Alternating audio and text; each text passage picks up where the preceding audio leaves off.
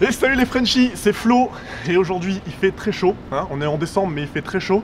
Enfin bref, aujourd'hui comme tu l'as vu dans le titre, on va voir les 6 sites qui vont te permettre de trouver un logement très facilement en Australie. Allez c'est parti. Numéro 1, Flatmate. Ce site est incontournable pour trouver des colocs, d'où le nom. Comme tu le vois, c'est assez simple. Tu choisis la ville, ce que tu recherches, on va dire ici une chambre, tu choisis le prix du loyer et tu peux même aussi ajouter des filtres. Et là tu te retrouves avec un choix énorme. Imaginons qu'on souhaite une coloc près du Hyde Park.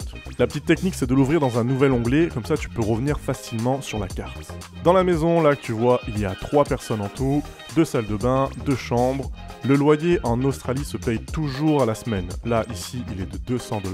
Le bond ça veut dire la caution, elle est de 600 $ que tu dois payer pour la caution. Le bill ça c'est la facture d'eau, la facture d'électricité. Là on voit qu'elle est inclue dans le loyer, c'est super cool. Généralement c'est le cas, surtout dans des colocations quoi. On voit c'est meublé, hein. Quand c'est pas meublé il y a un UN devant, ça fait une furnished. Et là tu vois il faut rester 3 mois minimum. Donc si la chambre t'intéresse, super simple, tu envoies un message dans la petite case qui est juste là, à Alex, là, ici, tu vois. Hein. Si tu galères avec l'anglais pour faire le message, je te conseille le site DeepL, qui est vraiment très pratique pour traduire. Il est 1000 fois mieux que Google Translate. Numéro 2, Gumtree. Ce site-là, c'est le bon coin d'Australie. Tu trouves de tout. Nous, ici, on cherche de quoi se loger, alors direction la catégorie Real Estate. Bon bref, voilà, t'as compris. Ça veut dire immobilier en anglais. Donc ensuite, tu choisis ce que tu cherches. Nous, on va dire une share house. Et là, boum, tu as toutes les chambres qui s'affichent. Même principe, le loyer se paye à la semaine. Les infos, elles sont dans la description. Et tu as la possibilité de contacter la personne pour lui dire que tu es intéressé. Les avantages. Donc c'est plus trop pratique de voir en fait les annonces de dernière minute. C'est assez pratique. Et en plus, petit avantage vraiment cool, c'est que tu as la possibilité de mettre directement les notifications pour voir ce qui est arrivé en dernier. Donc tu mets une notification, tu reçois un mail comme quoi ben voilà, il y a une dernière annonce qui est arrivée. Ça c'est cool, c'est top. Les inconvénients. Comme sur le Bon Coin, eh ben, tu as des arnaques. Tu as des gens qui vont essayer de t'arnaquer, donc ils vont essayer de te demander donner une avance par la poste, par les fruits, enfin bref. Des arnaques classiques que tu retrouves exactement sur le Bon Coin. Donc c'est le seul des avantages qu'il y a, il faut faire vraiment attention, regarder les profils. S'il y a quelque chose qui te paraît louche, généralement c'est que c'est louche. Numéro 3, Hostelworld.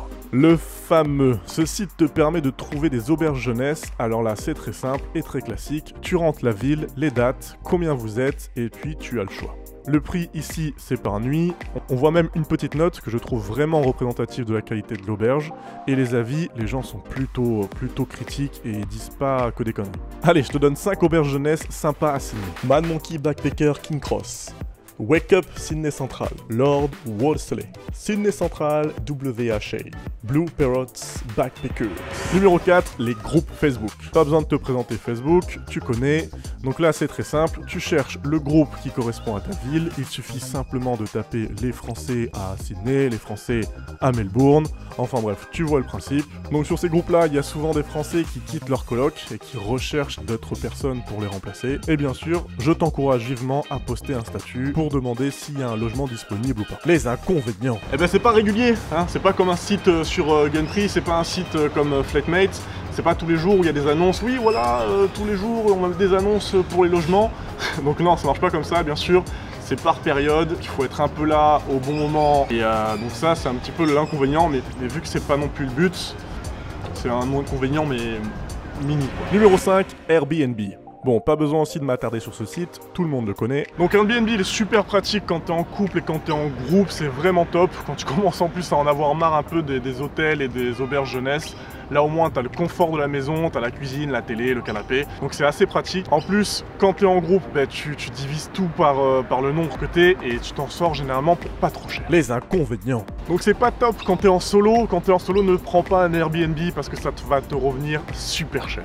Numéro 6, Couchsurfing. Lui, c'est le combo parfait entre rencontrer des nouvelles personnes et se loger. Car grâce à ce site, tu vas pouvoir être logé gratuitement chez l'habitant. Et en plus, le site te propose, et même les gens, les voyageurs, te proposent des événements comme par exemple du beach volley, sortie plage. Donc c'est vraiment cool pour faire des rencontres. Et tu peux même toi aussi créer tes propres événements. Les inconvénients. Malheureusement sur ce site, il y en a certains qui pensent que c'est un site de rencontre. Alors c'est un gros inconvénient, il faut vraiment vérifier les profils. Il y a des oiseaux qui crient, c'est bizarre. Non, il faut vraiment vérifier les profils en mode, vraiment tu te mets en mode espion, en profondeur, tu regardes s'il a des avis, s'il a des commentaires négatifs ou pas. Dès qu'il y a des commentaires négatifs, tu es sûr que tu peux éviter et ne pas prendre ce coach surfeur. Voilà, c'est le seul inconvénient, faire attention à ça. Bonus, LPX, Workaway, Woofing. Donc ces 3 sites vont te permettre de faire du volontariat, donc en gros d'être logé gratuitement en échange de services. Donc c'est pas vraiment gratuit, mais en gros tu payes pas le logement et ça c'est plutôt cool. LPX et Woofing c'est plus orienté sur les fermes, alors que Workaway il y a un peu de tout, ça va de la famille qui a besoin d'aide pour l'informatique à la personne qui veut construire son école, enfin il y a vraiment un peu de tout. Les avantages, tu vas apprendre des nouvelles choses, tu vas être en relation avec des familles d'accueil, tu vas pouvoir apprendre l'anglais, découvrir des nouvelles... des nouveaux métiers et ça c'est vraiment top. Les inconvénients. Malheureusement il y en a certains et certaines qui pensent que ce site là et en fait ça permet d'embaucher de la main d'œuvre gratuitement. Donc fais gaffe, des fois tu vas te retrouver dans des endroits où tu vas avoir 5, 6, 15 volontaires et vous allez faire le ménage, vous allez faire des tâches complètement cheloues qui n'ont rien à voir avec... Enfin, ça c'est vraiment l'inconvénient. Si tu te retrouves dans cette situation-là, tu cherches un autre volontariat et tu t'en vas, quoi, tout simplement. Voilà, j'espère que ça t'a été utile, que ces conseils vont t'aider dans ta recherche de logement. Abonne-toi à la chaîne pour faire partie des Frenchies en Australie. N'hésite pas à poser des questions dans les commentaires, comme ça je vais pouvoir t'aider si tu es en galère sur certains points, si tu veux plus de précision dans les commentaires bien sûr. Moi je te dis, profite bien de l'Australie. See ya!